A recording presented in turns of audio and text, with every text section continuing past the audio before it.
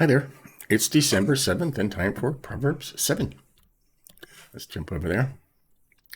Now we're using the Tree of Life version, which was written or translated by the Messianic Jews, trying to keep the whole story together, which was their intent, is to find Jesus in all chapters of the Bible. And it uses some of the old language because they were trying to preserve that. It's kind of interesting.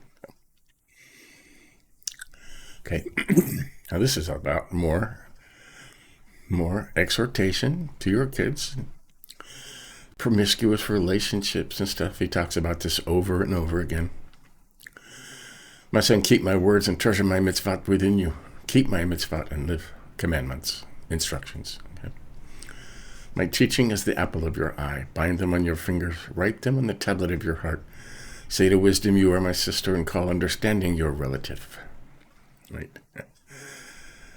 There we go. They will keep you from a seducing woman, from the foreign woman with her seductive speech. For at the window of my house, I look through my lattice. Now, this is a parable, okay? I saw among the naive, I noticed a young youth, a young man lacking understanding, crossing the street near her corner, walking in the direction of her house in the twilight of the evening, in the darkest hours of the night. All of a sudden, a woman meets him, dressed as a prostitute with a cunning heart. She is loud and defiant. Her feet never stay at home. Now in the streets, now in the squares, at every corner she lurks. She grabs him and kisses him, and with a brazen face says to him, I had to sacrifice fellowship offerings today. I paid my vow. Which means that she has food at home, okay? When you take your sacrifices, they give you meat and to take home. So she has meat and food at home. That's what she's saying. Today I paid my vows. So I've come to meet you, to seek your presence eagerly, and I found you. I have spread my couch with tapestry and dyed Egyptian linens. I have perfumed my bed with myrrh, aloes, and cinnamon. Come, let's drink our fill of love till morning. Let's decide ourselves a love, for my husband is not at home. He has gone on a long journey. By saying this, he knows that she's married and he is willingly committing adultery. Okay? He took a bag of money with him. He won't come home until full moon. With her persistent pleading, she entices him. With smooth talk, she seduces him. Suddenly, he follows her like an ox going to the slaughter, like a stag bounding toward a trap, till an arrow pierces its liver. Like a bird darting into a snare, he never considered his own soul. There you go. Now then, sons, listen to me. Pay attention to the words of my mouth. Do not let your heart turn to her ways or stray onto her paths. For many are the victims she has brought down, and numerous are all her slain. Her house is a highway to Sheol, leading down to the chambers of death. There you go. Another single subject. Listen to me. Don't do this. All right?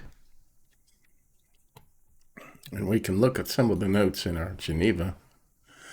And they're talking about the peace offerings and paying their vows. Because in that peace offerings, a portion returned to them that offered. She showeth them that she hath meat at home to make good cheer with. Right? See?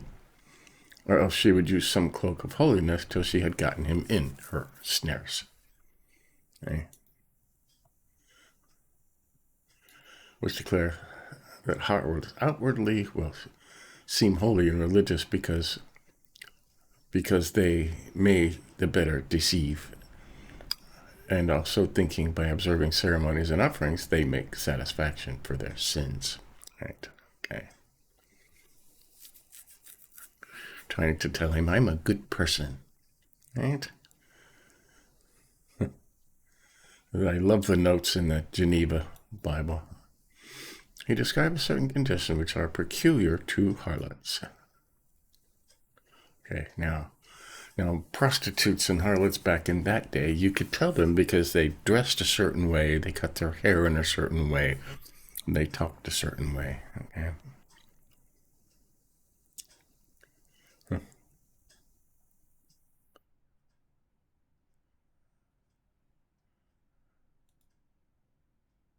See, it's a parable. Solomon used this parable to declare their folly, that suffer themselves to be abused by harlots.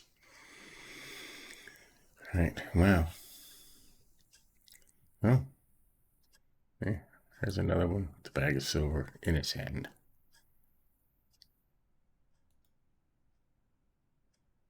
You go cheerfully, not knowing that they're killing themselves. Oh, there you go. It's very simple, right?